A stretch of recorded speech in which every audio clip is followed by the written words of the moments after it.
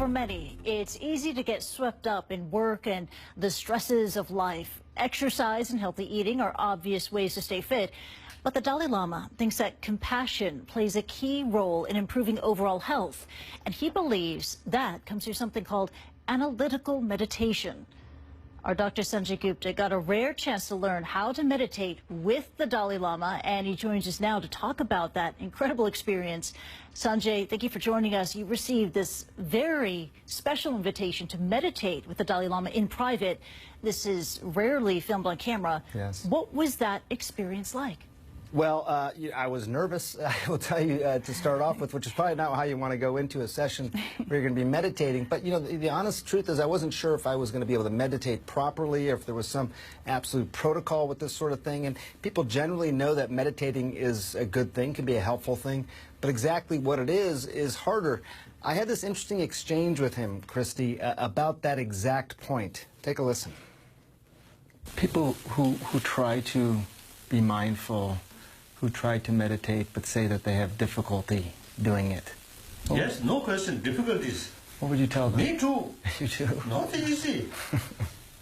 You should remember now, 81-year-old person, you see, last 50, 60 years, daily basis effort.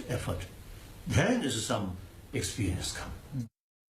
Perhaps a little bit reassuring, Christy, to know that the Dalai Lama himself, you know, it took work for him to be able to meditate properly. But as you mentioned, he does use this notion of analytical meditation, sort of not thinking about nothing, which is very hard to do, but thinking about something, and often something very discrete, a problem that you may be trying to solve, something you've just read, and really focusing on that particular thing. It's what he does. As you heard, he's been doing that for 60 years.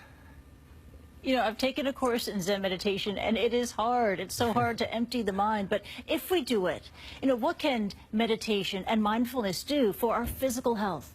Well, you know, physically, we know a lot more. We used to think about this as primarily anecdotal. We didn't have science as much behind it, but now there is, to be able to show that not only can it reliably lower things like your heart rate and your blood pressure, but also, for example, your cortisol levels, your stress hormones, which drive your blood pressure up. So we know that it can have a benefit on that.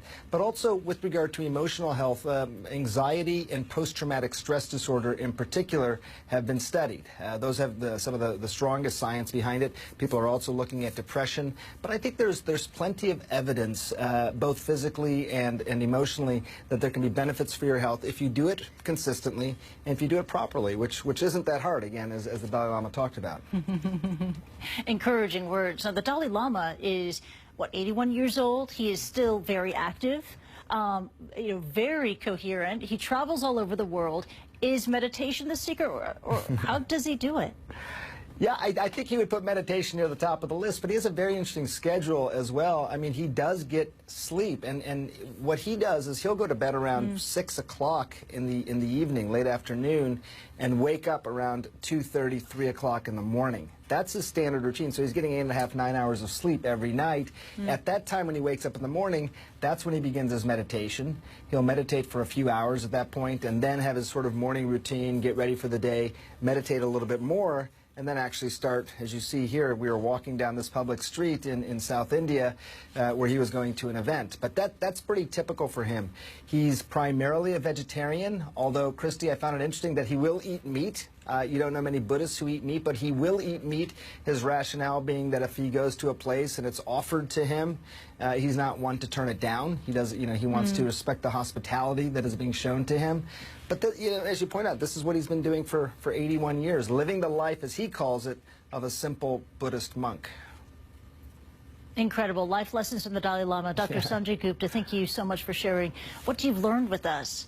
Take care. Thank you. And you could hear what else Sanjay learned from meditating with the Dalai Lama himself. It's a special edition of Vital Signs. You don't want to miss it.